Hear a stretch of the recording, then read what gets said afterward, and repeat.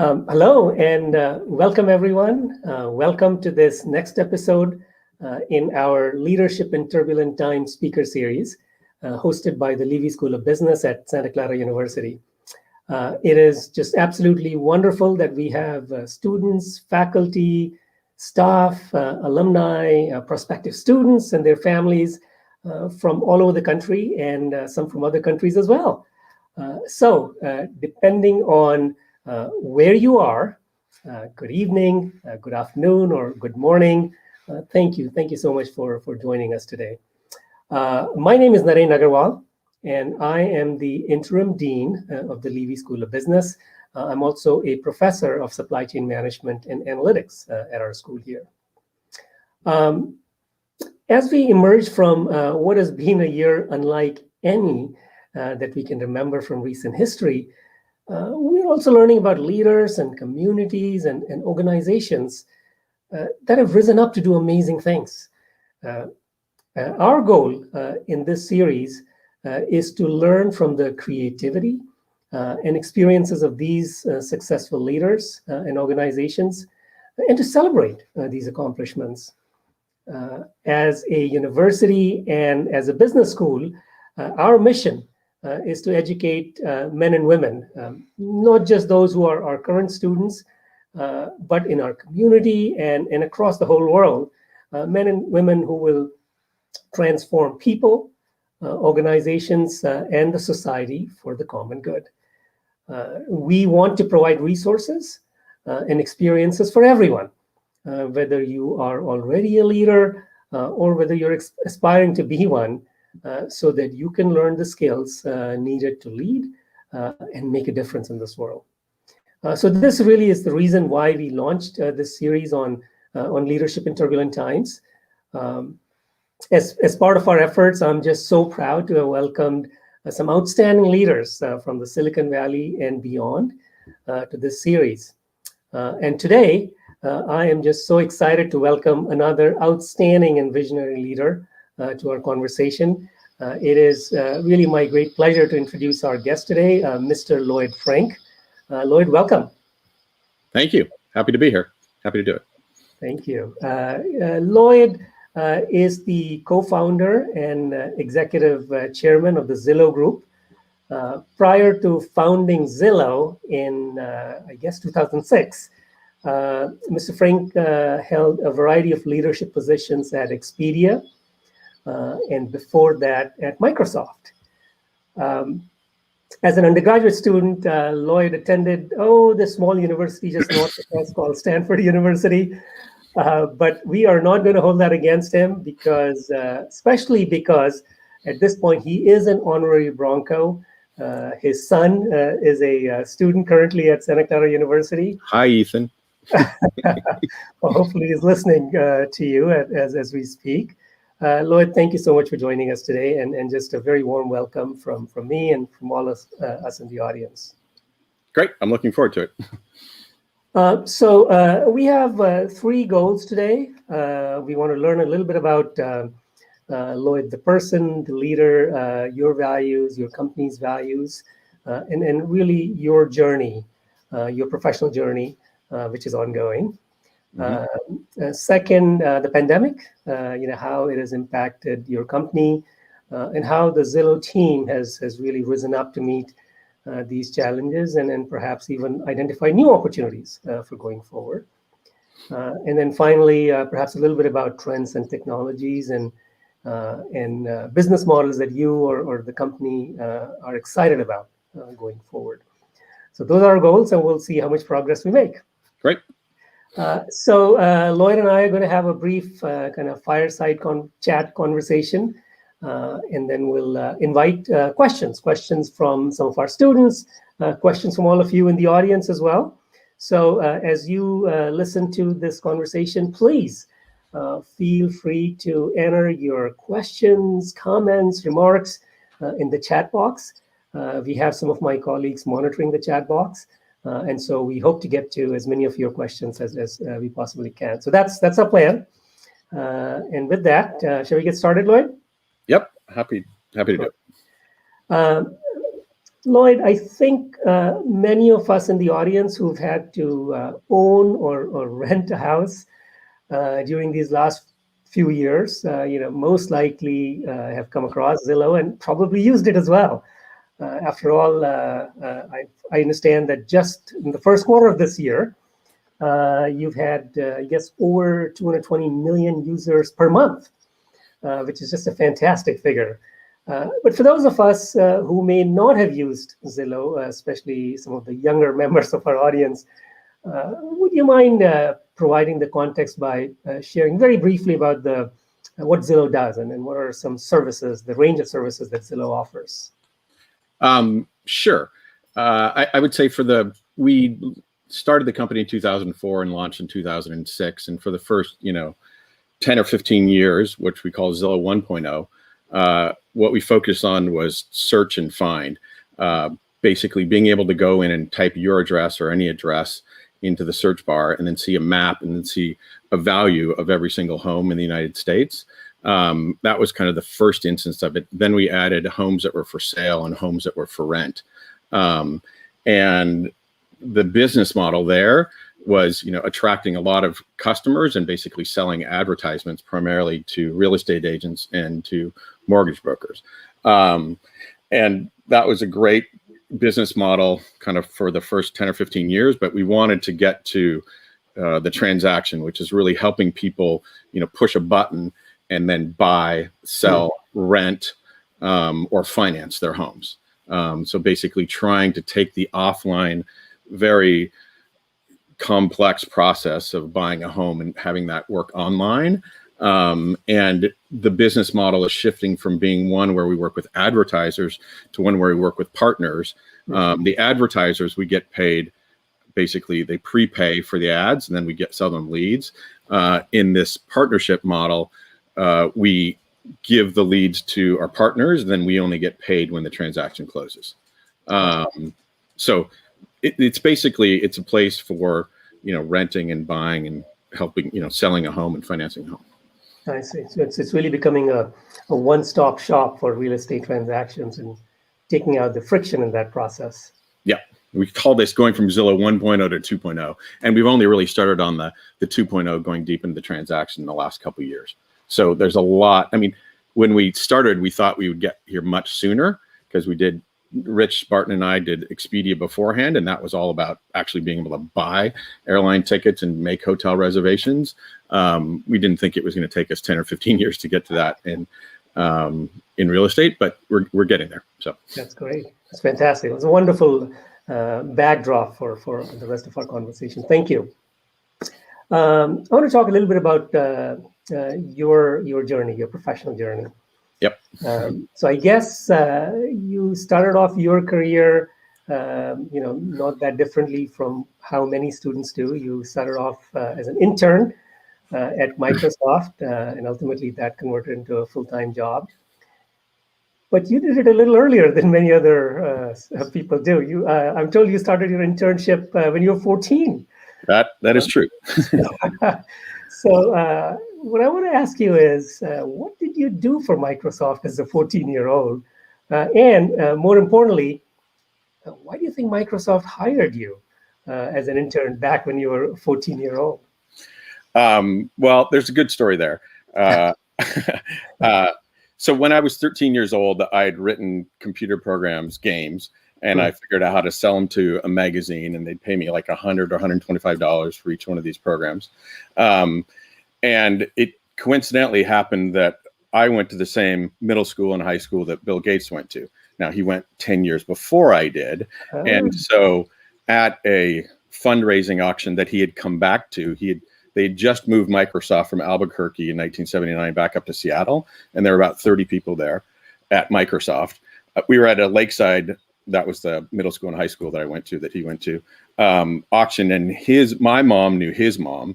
And so they said, oh, your son goes to computers, so does mine. And so we met. And then we went and had lunch with my mom and his mom and his sister. And I showed him the programs he's written and said, hey, do you want a summer job? And I was like, yeah, that'd be great. So my first summer job was when I was 14. I would take the bus over there a couple days a week and I would test the languages, like Basic Compiler and COBOL, and I would try to find bugs in the compilers. And then the next 3 or 4 summers, I did product support, technical support for the different products. And I learned a ton. But it wasn't until maybe 4 or 5 years later that I finally got to be a developer at Microsoft, which is what I really wanted to do. So that's how it all started. Yeah. That's quite a start. And I guess it says, at least in your case, it really was a family effort. I mean, you and your mom kind of connected you to this incredible network. It's wonderful. Okay, so you start as an intern. You make your way up from there into the organization. Tell us a little bit about kind of how your journey progressed from there on, all the way up to now as executive chair at Zillow. Yeah. I would say that, I was always interested in starting my own company, starting a software company.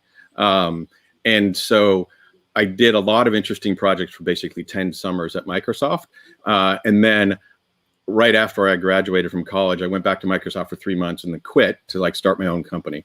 And it was a computerized job listing service that we would take computers, put them into the career centers at 60 different universities on the West Coast. And we would try to get companies to pay for advertising on these computers. This was in 1989, 88, 89, before there was an internet. Anyways, I did this for a year, wrote a lot of code, did a lot of cold calls, trying to sell ads on computers well before its time. And then happily went back to Microsoft as a developer and said, okay, let me go back and do it there.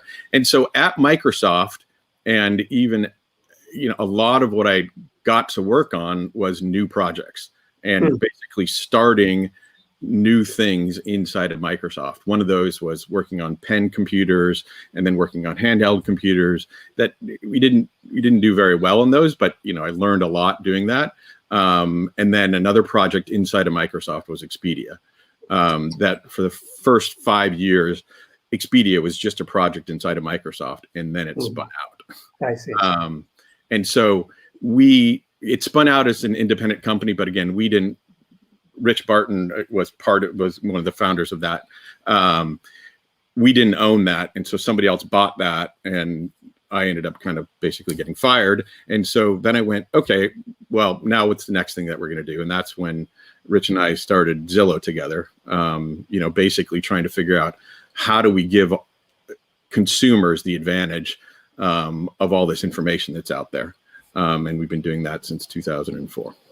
So that's terrific. I think what's really interesting in the story as you're describing it is, these 3 companies, Microsoft, Expedia, and Zillow are, they're addressing needs in 3 very different industries, right? I mean, software, operating systems, et cetera, travel services, and now real estate services. How do you make that jump? I mean, it's not just about technology. I suspect you've had to learn a lot about these industries as well. How did you kind of figure out that these are the industries that really were exciting to you? Yeah, I guess from the inside out, they look a lot more similar to me. They're basically software companies that, have a service component attached to them. And yeah, I mean, they're just kind of like big startup projects. And, even within Expedia and within Zillow, there's always an opportunity for me and for other people to basically start up new projects and, new startup little companies within them. And so it just so happens that travel is very intrinsically interesting to me. That was fun to do. And real estate, happens to be pretty interesting to me as well. But it's more that it's a software and it's a service and there's a business attached to that. And it's I would say, a B2C, business to consumer, we're good at doing things that have millions and millions of users and then have a very fragmented supply base on the other side. And then kind of making a marketplace in between those 2 things. So there's a lot more, I view it as a lot more similar than maybe other people. Interesting.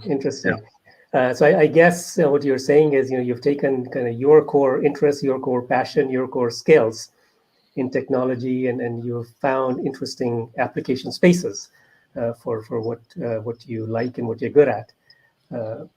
Yeah, and I guess that's an important point, is that I don't view, when I was 13 years old and I loved writing computer programs and creating software and when I realized that I could get paid for that, it was pretty life changing, right? And, for the whole rest of my life, I don't really view that I've worked a day in my life until Zoom came along, but that's another story. But, it's very rewarding and fun. And I do all this stuff because I love it. And that's been, a really great experience for me. That's great. That's great. I guess the lesson for the students there is, have a great understanding of what you're good at, what you're passionate about, but find opportunities, which, be open to opportunities that you may not have thought about applying your skills. That's totally agree. Yeah, keep going. And, I had lots of projects, and even, inside of Zillow and Expedia, we have lots of things that we've tried that haven't worked either. Mm-hmm. So, constantly trying out new things and figuring out what works and what doesn't work and what you like. Yeah. Is an important part of that. That's great. Now, you've been at Microsoft, and then you were at startup. You co-founded Zillow startup, which is now, of course, a public company. I have to imagine that it was probably very different working for a large company like Microsoft, and then starting something like Zillow, which is very smaller now. Again, it's a large organization. Can you share with us what lessons or experiences at that large company like Microsoft, which you had, which motivated your thinking about the kind of culture and values that you wanted to create at Zillow? Because you had that opportunity at Zillow to do that. Yeah, so a lot of what we were at Expedia and what we are at Zillow, it came from Microsoft and the experiences that we had at Microsoft.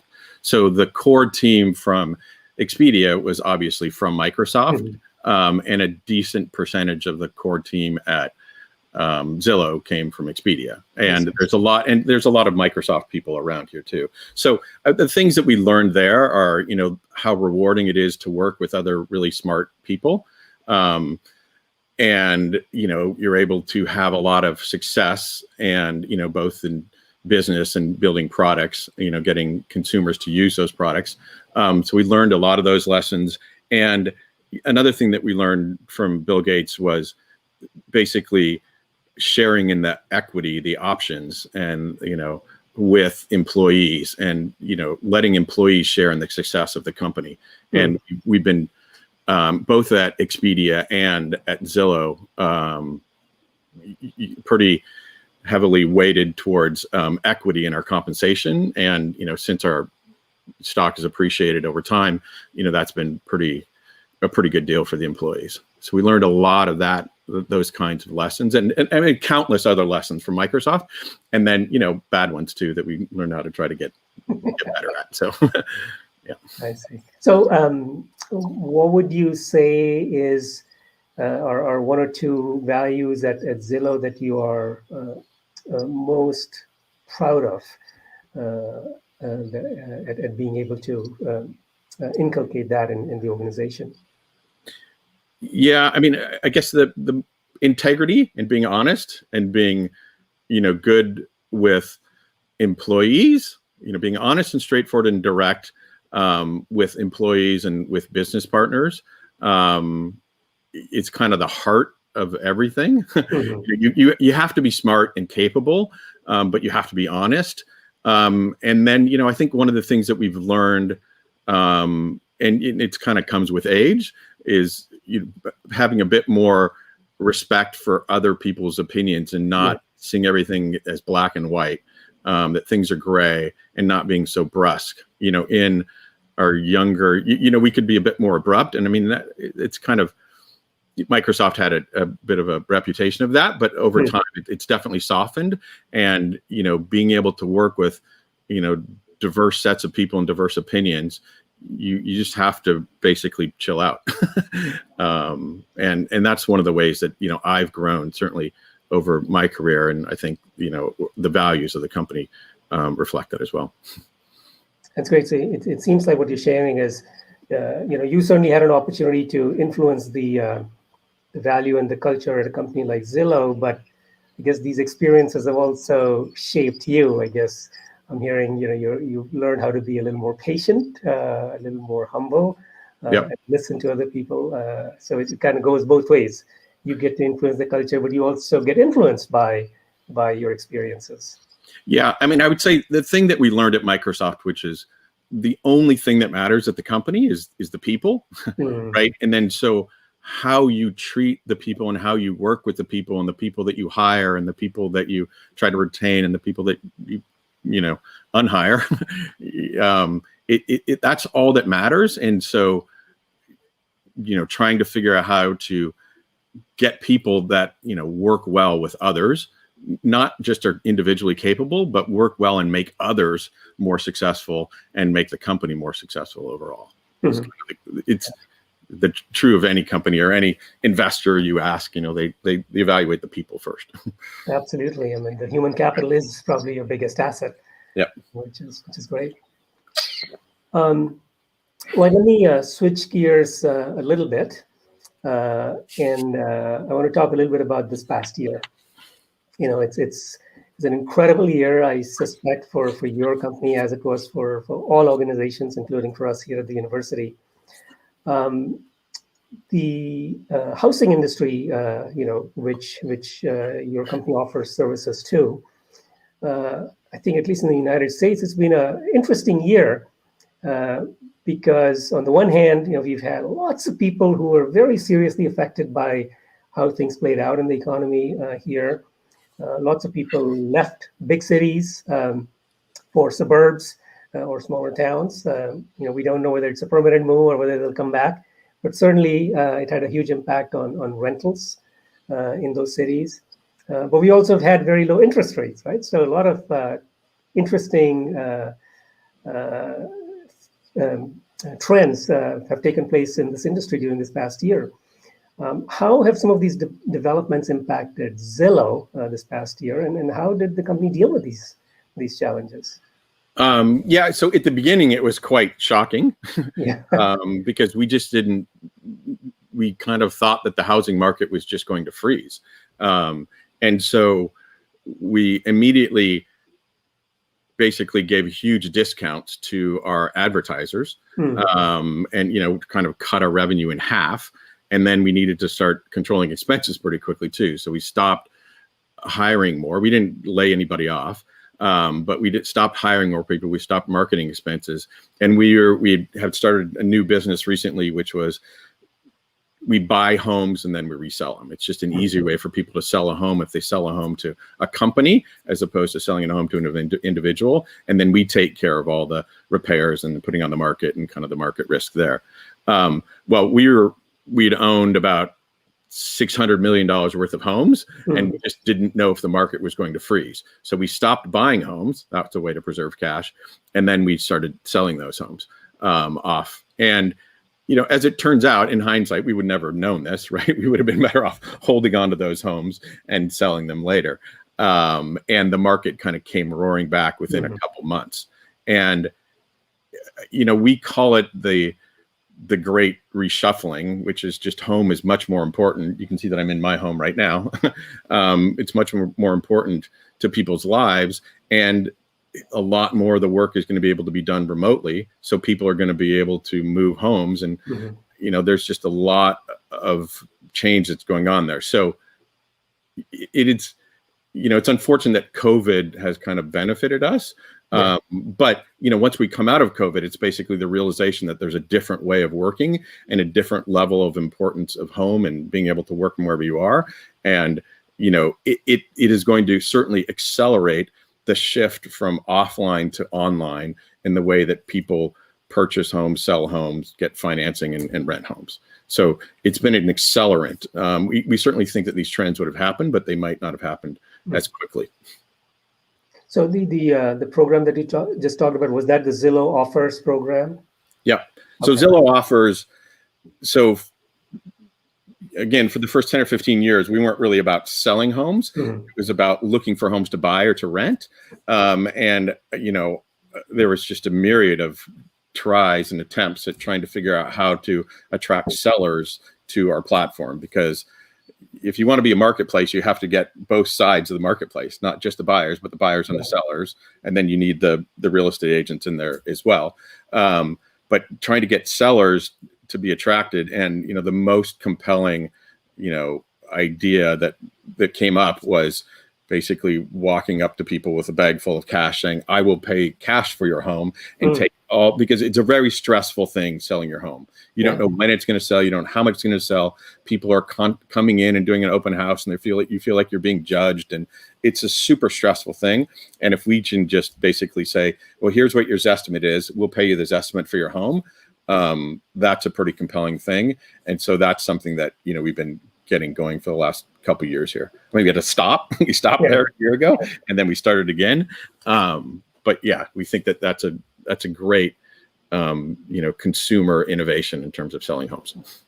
That's great, and that was obviously a big part of your portfolio at the time. That's fantastic. Yep. Now, you also talked about, you know, home becoming important as a place of work as well. You know, the other conversation that you often hear leaders in companies, you know, it's happening here at the university as well, is, you know, what's, you know, what is the return to work going to look like, and what kind of flexibility are we going to offer our employees in this new normal, however we choose to define it. What's the conversation going on within Zillow about that? Yeah, we jumped on this train pretty quickly. We basically said, oh, wow, this is better. And what we're trying to offer to our employees is flexibility. And basically that the vast, you know, 95% of the jobs are remote, which means you can work wherever you want, and you have the flexibility to come in when you want as well. So that's the next thing, is allowing people to come into the office. And what we're going to try to do is create an environment where it's some people who want to come in, it's going to be a fun place to come into. And most of the regular meeting and regular cadence of business will be done over Zoom. But when you want to get together and collaborate, or if you're younger and you're just out of school or just out of business school and you want to go in and be with other people, then we're going to have a great work environment there too. But what this hybrid notion of you're in an office and you're talking to some people on a Zoom call, we're going to try to avoid that. You're either in person, it's kind of one Zoom, all Zoom. If there's one person on Zoom, then you want the whole meeting to be on Zoom. Otherwise, you can all be in person. And so it's, when people are remote, we think that, you know, there's debate, but maybe if you want to go in, you know, once a week or twice a week or 3 times a week, that's fine. But, you know, maybe once every 6 weeks, you probably got to go in and meet with your team and do that. So yeah, we're definitely on the forefront, and we're going to try a bunch of fun things, and some of them work and some of them won't work. But, you know, we're quite excited by it. It makes it much easier for us to hire too, right? We can hire people any place, and it's talk about opening up the pipelines. And you know, as we get into other topics, it makes it a lot easier to hire diverse candidates as well. So absolutely, it's great. It'll be really interesting to see how all of this unfolds, because it has huge implications on where our employees reside.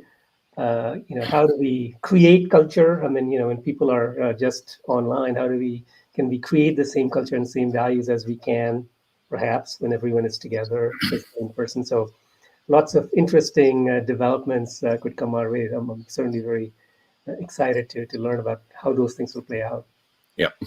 But the other thing that's also happened this past year, unfortunately, is that year really opened up our eyes, at least within America, to our history, our painful history, and ongoing prevalence of racism and inequity in our society.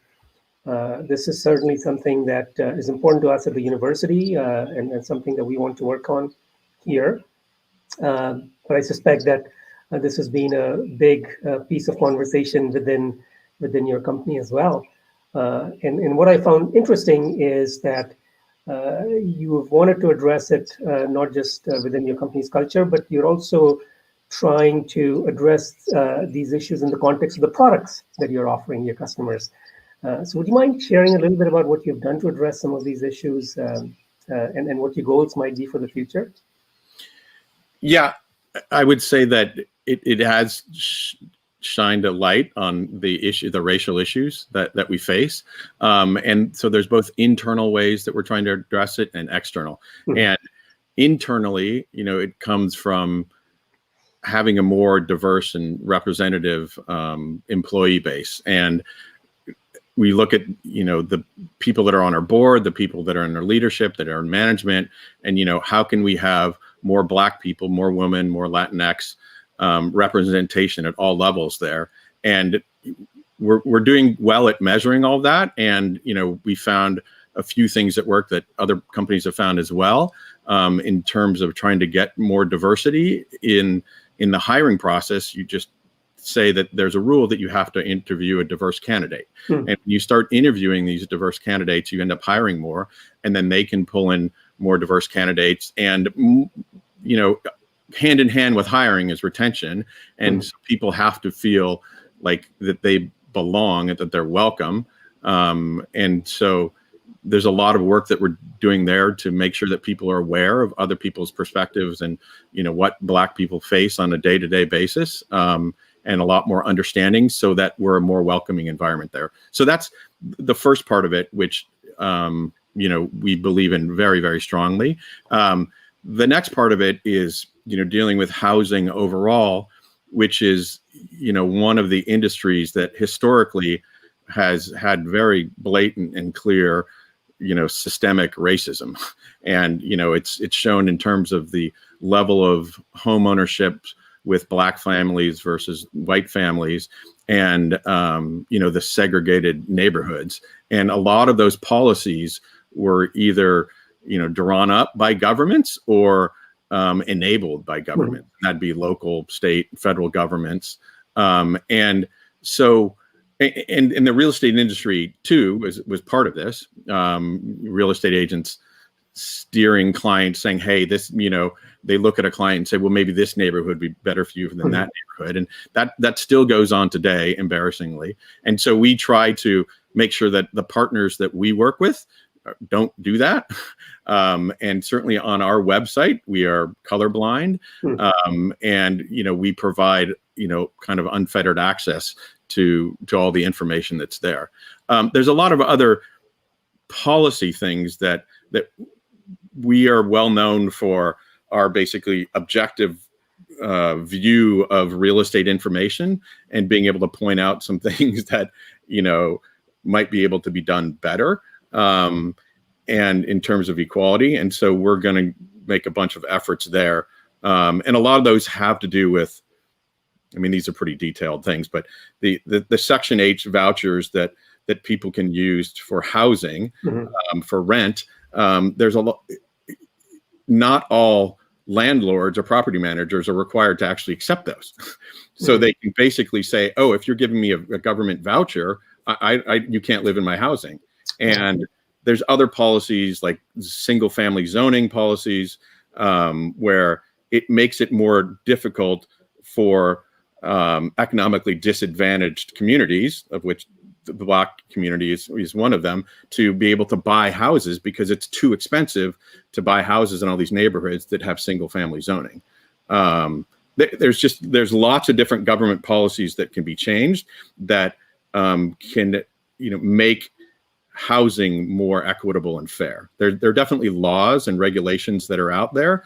The Fair Housing Act is one of them, but those are the trying to basically shine a light on those, and bring about some changes there. So anyway, I could go on for a long time there. Hopefully I didn't go on long, but there's a lot of opportunity for us as a society and us as a company that kind of has a loud voice to be able to to make a difference here. I think it's not going to be easy, but we're certainly going to try.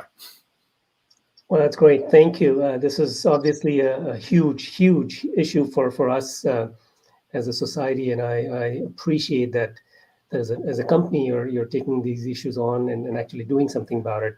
And yeah, we'd love to have you back again for perhaps a longer conversation focusing on just those topics. But thank you for sharing information about some of these efforts. Great. Lloyd, I'm looking at the time here, and what I'd like to do is get to the part of this conversation which I know you're going to enjoy, which is where you get to talk directly with our students. Great. So I'd like to, in a moment, invite some of our students. As I'd shared with you, we at the Leavey School, we have an amazing program in real estate. Our students have the opportunity to get a minor in real estate. Any student in the university can be a minor. And we have a wonderful and a very active student organization called the Real Estate Association. They are just doing amazing work. And so we've invited some of our students who are officers of this association. They wanted to have an opportunity to talk to you. So I'm going to invite first Dylan Allen. Dylan is a sophomore at the business school. He's a finance major and has a minor in retail studies. So Dylan, welcome. Thank you for the introduction. Hi, Dylan. Hi. So my question for you is, I know you actually touched on this a little bit earlier, but here it is. So during the pandemic, technology companies have proven that remote work is a very real and possibly permanent way of doing business. Going forward, what do you think this means for housing trends in general and Zillow as a real estate marketplace? Yeah, I did kind of answer this earlier, but I mean, I can reiterate the answer, which is there's just lots of people thinking differently about where they're going to live and what they're going to do in their homes. And you know, selfishly, that leads to more people moving, and more transactions is kind of better for our business. And so I guess, you know, one of our goals as a company is to make it much easier to move. And we look at a lot of the pain points of buying and selling and financing, and, you know, to the degree that we are successful in making it easier to move, then we're going to benefit from that, because it's a lot more of that is going to happen. What's going on in the real estate market now is just completely nuts in terms of the appreciation. We didn't think, I mean, like, we've studied this market really, really long time. Like, we just didn't think that this kind of level of appreciation was possible. It's a little nerve-wracking because you don't really know how stable it's going to be, but there's just going to be a lot more different demand for housing. Thank you. I guess just a follow-up to that, you know, if people are going to view their home as also the place of work, they're probably looking for different things in the home that they want to buy or rent. Are you seeing that? Yeah, absolutely. I mean, people are like offices. Like, this isn't really an office because we have all my other kids have the other offices set up there. But, you know, I'm kind of in our den and living room, and yeah, people are definitely trying to figure out spaces in which they, you know, can do Zoom meetings, et cetera. Yeah, so, yeah. Absolutely. Well, thank you, Dylan. I appreciate that. Lloyd, I want to next introduce you to Regina Housen. Regina is also one of the officers of our Real Estate Association. She's a junior in the business school, a finance major, and also doing a minor in real estate. Regina, welcome. Hi, Regina. Thank you, Dean Agrawal, and hi, Mr. Frank. Thank you for joining us today. My question for you is, the pandemic has accelerated the presence of many technologies, kind of like augmented reality and 3D virtual tours.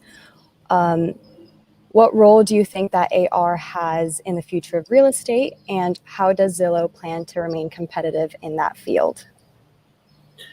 Yeah, that's a great question. So we have made a big bet on this in terms of building our own technology to basically go and capture homes and create floor plans and 3D tours. Currently, it's more being able to view those tours on, you know, on a mobile device or on a desktop, as opposed to the AR or VR doing a headset. But to the degree that the AR and VR headsets become popular, that content is certainly going to be great. I guess the way that we describe it is, looking at just pictures of a home and, home facts about the home is kind of SD or standard definition. But when you can have a floor plan integrated with the 3D tours and the pictures, and you can kind of see where all those things lay out on the floor plan, then that's much more like high definition and HD. And so we think that that is absolutely going to be the future of shopping for homes and for either rent or to buy. And it certainly helps us out a ton in valuations as well. So we have a huge effort to basically make it free for all this technology. We just give it away to everybody to basically capture their homes, to create floor plans. And there's a whole bunch of computer vision that goes with, taking panoramic pictures or taking an iPhone and then converting that into a floor plan, and then, being able to kind of walk through that together. So we have a really big effort there, and our goal is to try to get that on most homes. So. Very insightful. Thank you. I look forward to see what Zillow has in plan. Great. Hey, are those kind of technologies being developed in-house, Lloyd?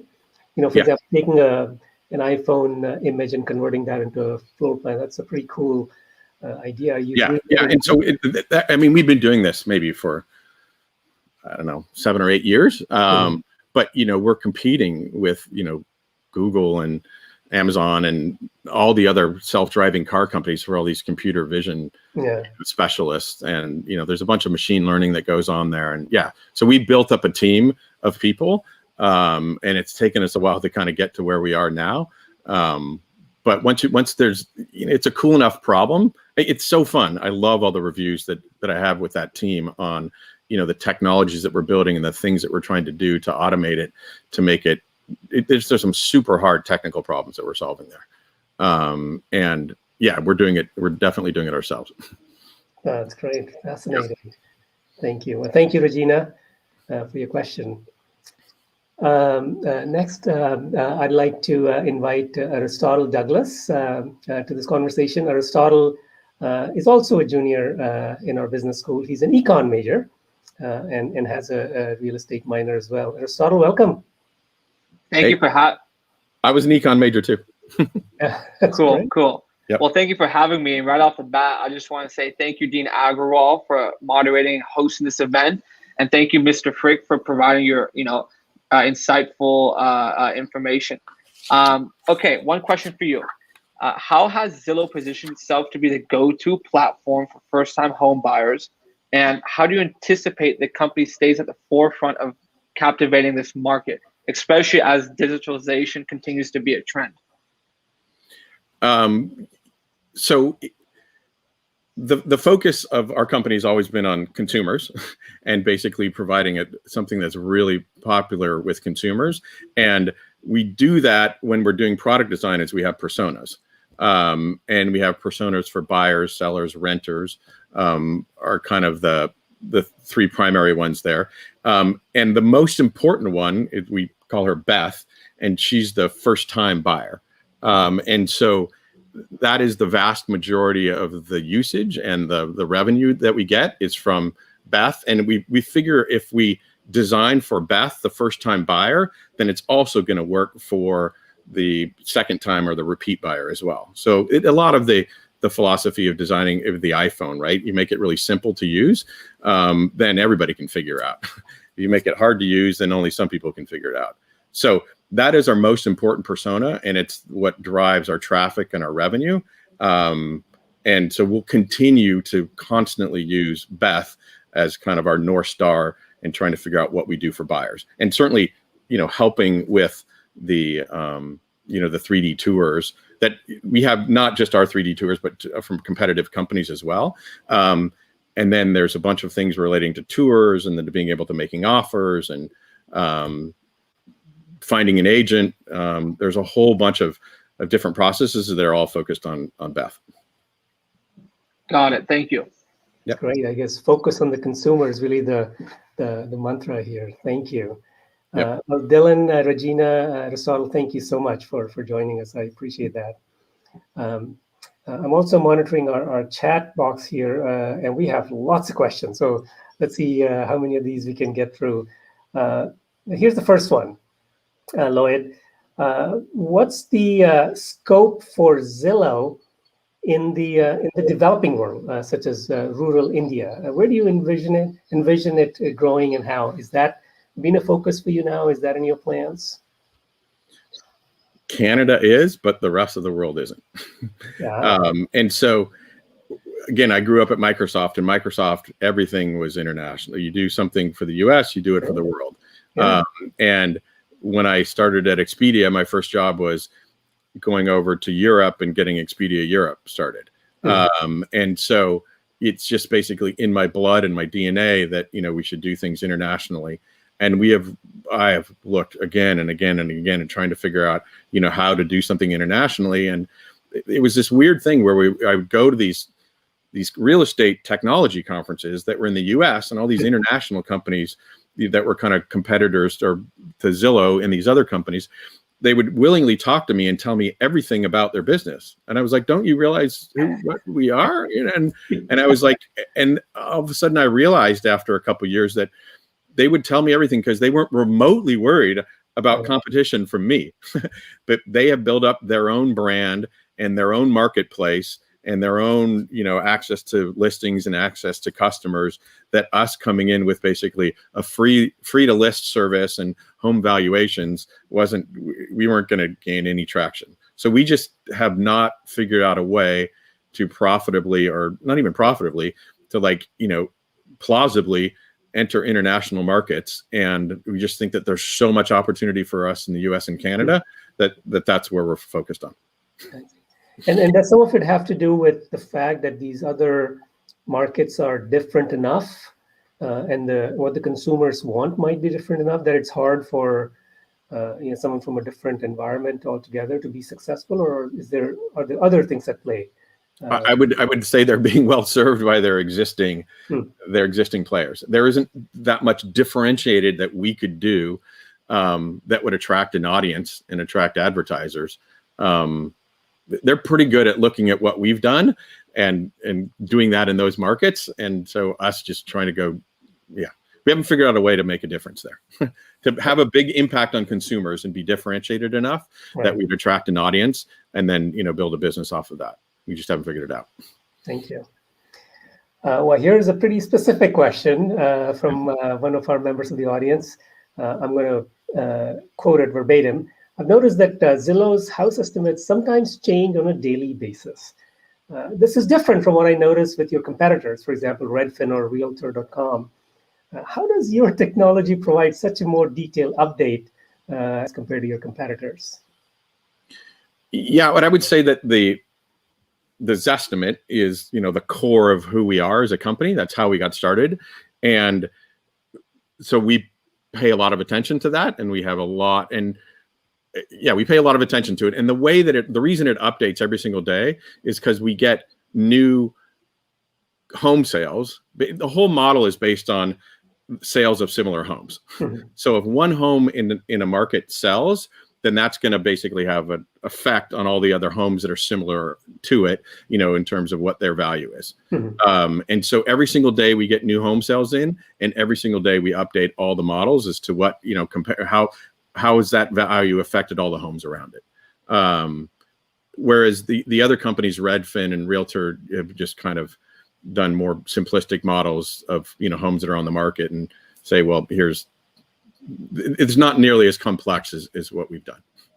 I see. So it's more the granularity of information as well as the timeliness and the real-time nature of the information that informs the Zestimate, I guess, is what you're suggesting. Yeah. I mean, technically, they could certainly do the same thing that we're doing. I don't know why they wouldn't update it. But we certainly boast a lot about our accuracy for off-market homes and for on-market homes, and we're definitely putting our money where our mouth is in terms of, we'll buy homes for this estimate. Right. Here's this estimate, and we want it to be so that for larger and larger percentage of homes, we'll actually offer to buy that home from you. So that has adds a little bit of sharpness and put some weight behind what this estimate is. Great, thank you. Well, here's another one from our audience. Has Zillow considered how they can help with affordable housing issues or homelessness issues? Has that been something that people in your company worry about, think about?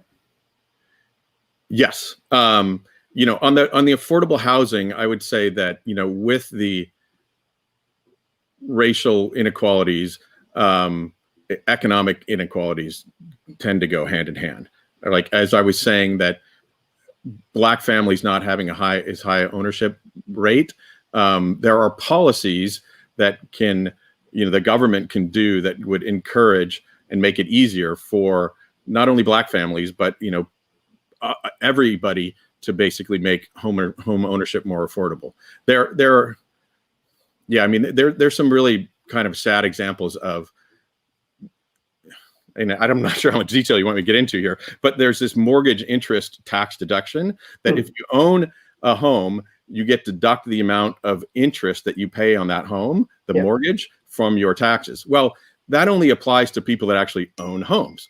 And, you know, the more expensive your home is, the more you get to, you know, deduct from that. And so it's a very regressive kind of tax thing. And it's an unlimited amount of money. Whereas, you know, the money that goes to subsidize housing for people that need money to pay for housing, these Section 8 vouchers that I was talking about before, that's a very limited budget. And if you just flip that and you make it an unlimited budget to basically help, you know, affordable housing, and you limited the amount or eliminated the mortgage interest tax deduction, I mean, that's just a tax deduction for middle and upper class people that is not necessary. And it's just historically because the real estate market and lobby has been very vocal and, you know, gotten these tax deductions to encourage home ownership. So there's lots of policies that we can do there. And homelessness, a lot of that, you know, what we've been focused on is trying to prevent people from sliding into homelessness. So the people that are on the edge, what are things that we could do to basically help them not end up being homeless? There's the more, you know, permanent homeless. It's a different problem that we haven't maybe made as much of a dent in, but we're trying to, you know, on that boundary, we're trying to make an impact as well. Yeah, that's terrific. Thank you. Here's one more. I don't know whether this is a question coming from a current realtor or not, but the question is, do you see the career path of a traditional realtor going away because of your platform? Yeah, I mean, I guess I could have made that more clear at the beginning. Like, we view real estate agents as an essential part of any buying and selling of a home. And, you know, almost all that's how we make our money, by partnering with real estate agents. And we're going from a model where people get to choose us in terms of advertising, where we get to choose people. So we are going to work with a smaller number of real estate agents, but they're going to be the agents that serve our customers the best. Because again, we only get paid when they close a transaction. And so we're incented to find those agents that serve the customers the best and that end up closing the transaction. So we think that what we are trying to do is make real estate agents more efficient, and so that they can deal with more transactions per agent with the technology, because people are going to be doing more and more of the stuff themselves, and the real estate agents are there to offer expert advice. But yeah, our whole company is founded on partnering with real estate agents to help people buy and sell homes. I see. Great. Thank you. This is a question that I have. You know, you've obviously had tremendous experience in the world of technology in different market industries. Given what you've seen, given what you're seeing in your own organization, your own company, as you know, think about the sense that you have for the most important talent needs in companies such as yours, what advice would you have for faculty members at business schools like ours, or universities like Santa Clara University, about how we can prepare students who are best equipped to handle the mission and objectives of companies like yours? Yeah, I mean, again, there's two aspects I think about that. One is, you know, intellectually and being smart and teaching them to, you know, figure out how to solve problems. But then the other one, which maybe wasn't as much part of my education as it probably is now, is, you know, figuring out how to work together with people in teams, and work with different personalities and figure out how, you can work together to get things done. It's some of it's individual, but working together. And when you get into, you know, the office in the real world, I mean, there's competition out there, and you know, it's this, okay, I'm trying to do better than these people, but I'm trying to work with the people too. And, you know, learning that balance, and, you know, a lot of that comes from just having a good moral fiber and knowing what's good and what's bad and what's right and what's wrong. And, you know, helping people learn to navigate that before they get into the real world, where it can be a bit of a, you know, Shark Tank at times.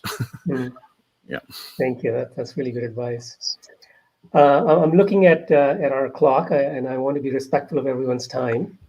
But before we end, I do want to do a couple of things. The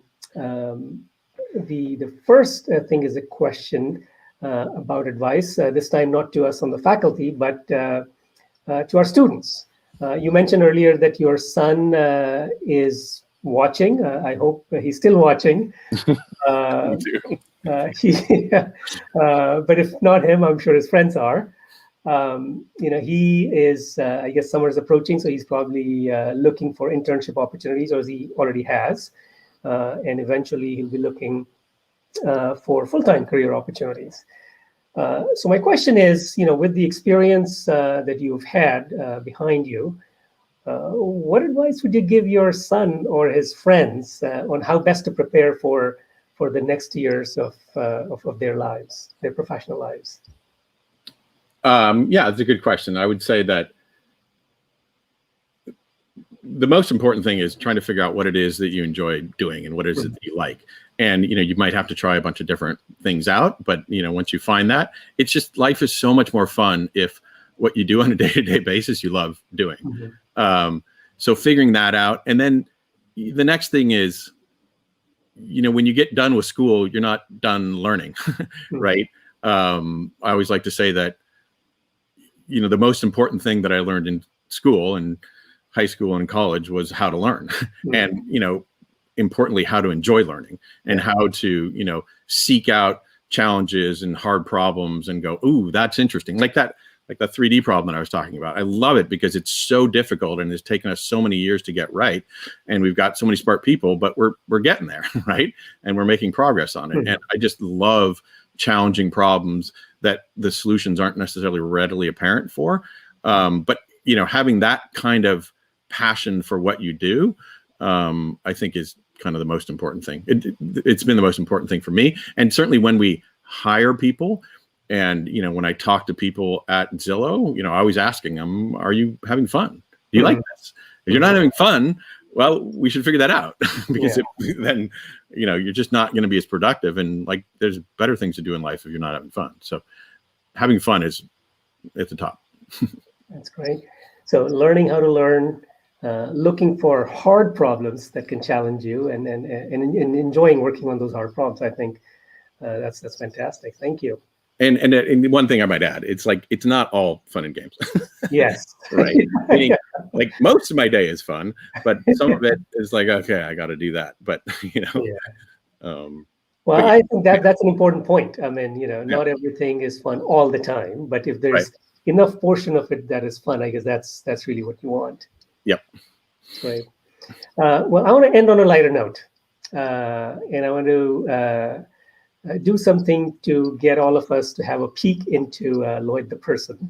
You know, I do that by asking you a series of rapid fire questions. So I'm going to ask these questions. Just think about the first answer that pops into your head. These are, you know, just simple questions, fun questions, but it's an opportunity for us to get to know a little bit about Lloyd the person. So this last year, you know, with all of us being virtual, stuck at home, we've, you know, entertainment has become an important part of our lives. So what's the last movie or streaming show that you have seen during this period? Ethan, my son, recommended it to me. It's called Snowfall. It's an FX TV series about the crack epidemic in LA in the 80s. And it's, you know, part educational, but part it's pretty gritty too. Anyway, it was kind of edge of my seat, watch 4 seasons, and pretty quickly I just discovered that. So I haven't seen that. I have to get that recommendation. Thank you. Yeah. What was the last book that you read, Lloyd? The Color of Law by Richard Rothstein, and it's, again, this is a wonky book. It's about all the segregation that the U.S. government and local governments and state governments. It's the whole, all of what I was just talking about there. It goes into that in explicit detail. And yeah, that was a book that lays out a lot of the issues that we're facing as an industry and as a country, relating to housing and discrimination of Black people in housing, and points out some of the paths that we can go on solving that. So. Great, fantastic. That's a great recommendation. Thank you. What's your favorite place to travel to that you're itching to get to once things open up? Paris.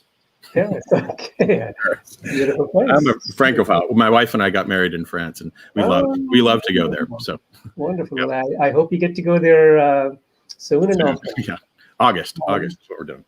Great. How many unread emails are there in your inbox? Unread emails. Yeah. There are thousands. I guess yeah. I mean, it's a fact, but I treat my inbox as a bit of a Twitter stream. Okay. I pick and choose, and I have people help me try to figure out what's important too. Great. Great. Thank you. What's the first website that you check out each day after you check your emails, I guess, in the morning? Washington Post. Okay. Yeah, I like it. It's kind of part gossip, part fun. I mean, just because of all the politics stuff, but sure. Yeah, I like it. Great. All right. Well, these last 2 questions are the most important ones. Okay. So here's the first one: Batman, Superman, or Spider-Man? Who's your favorite? Yeah, I don't know. I was definitely always a Superman fan. I mean, because I like his superpowers and I like his, good, clean moral fiber. I just, Nice. He's a good guy. He wasn't complex like Batman, but I'm not really that complex either. So I liked him. So Wonderful. Wonderful. And here's the most important one: pineapple on pizza, yay or nay? yes, that ham and pineapple is my pizza. That is what I order. That's great. Well, thank you. Lloyd, on that note, thank you so much for joining us today and for sharing your insights about your company, your leadership values, important lessons that you have gained from your experiences, and the wonderful advice to us on the faculty and to our young members of the audience. I certainly look forward to your successes at Zillow or whatever your next venture happens to be, and certainly to Zillow's successes and contributions to our society. You're tackling an important problem that's intimate for all of us.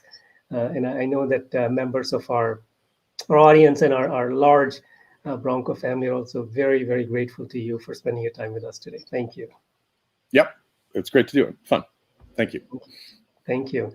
With that, ladies and gentlemen, thank you all so much for joining us today for another episode of the Leavey School of Business's Dean's Leadership Lecture Series.